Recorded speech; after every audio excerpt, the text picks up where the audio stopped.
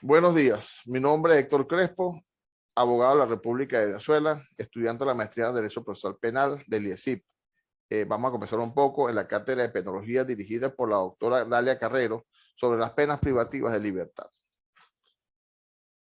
las cuales consisten en un tipo de sanción impuesta por un juez como consecuencia de un proceso penal. Esta consiste en quitarle la efectiva libertad a una persona, fijando que para el cumplimiento de esta misma, la persona sea recluida en un centro penitenciario especial. En el Código Penal de venezolano del año 2000, en su articulado contempla la clasificación de las penas privativas a partir del artículo número 8. Estas penas, en el artículo 8 podemos observar que están establecidas la pena de presidio, la prisión, arresto, la relegación a una colonia penal, el confinamiento y la expulsión del espacio geográfico de la República.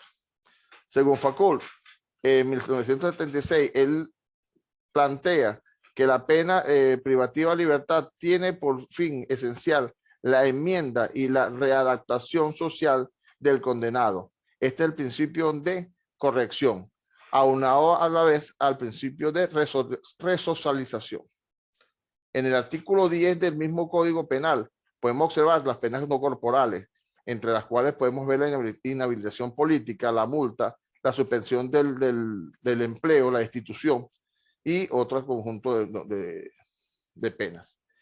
En el artículo 11 hablamos sobre las penas principales y accesorias, donde dice que las penas principales son aquellas que la ley aplica directamente al castigo del delito y las accesorias vienen como consecuencia o adherencia a la principal, que son necesarias o accidentalmente. Pero ya en el artículo 12 podemos observar lo establecido para las penas del presidio, las cuales tienen que ser cumplidas en una penitenciaría. En la misma artículo indica los trabajos forzados dentro o fuera del respectivo establecimiento y en el tiempo establecido y la forma establecida en la fase de ejecución. Los trabajos serán proporcionales a las fuerzas del penal, a la fuerza del penal. Podemos ver en la línea del tiempo las penas privativas de libertad que tenemos una mínima entre los 3 y 8 años, una máxima de 25 a 30 años. En Venezuela la pena máxima es de 30 años y tenemos una media que está oscilando entre los 14 y 20 años. Todo esto está contemplado en el artículo 354 y subsiguientes del Código Orgánico Procesal Penal venezolano.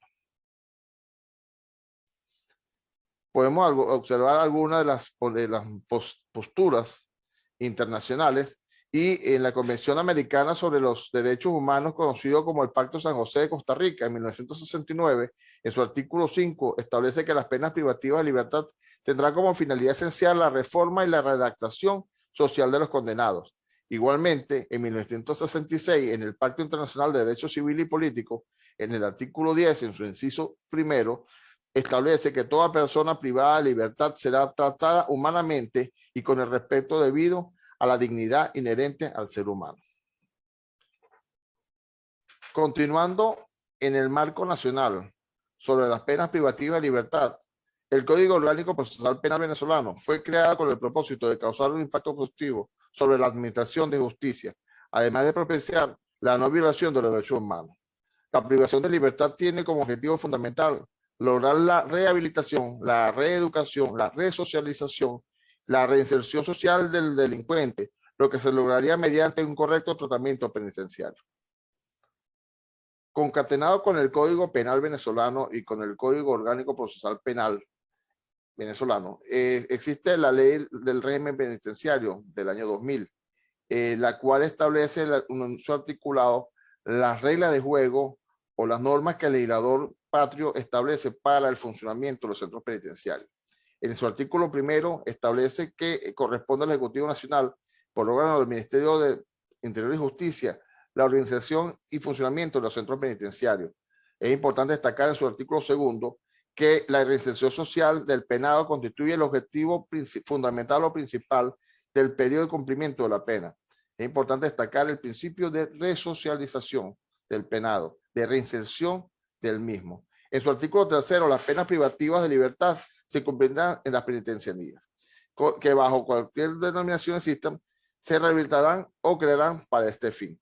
Pero es importante, para cerrar el punto, que deben ser respetados los derechos humanos de las personas penadas, penadas o privadas de libertad. ¿Por qué? Porque son seres humanos en sí. Lo importante de esto es que podamos hacer un seguimiento. Aquí estarían observándose todas las bibliografías revisadas. Para poder hacer un buen trabajo desde el punto de vista conceptual, filosófico y metodológico, debemos tener un conjunto de referencias bibliográficas de carácter nacional e internacional.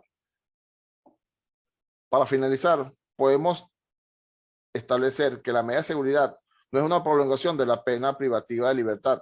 Lo que busca es una retribución de prevención en un lugar especial mientras desaparece la peligrosidad. Gracias.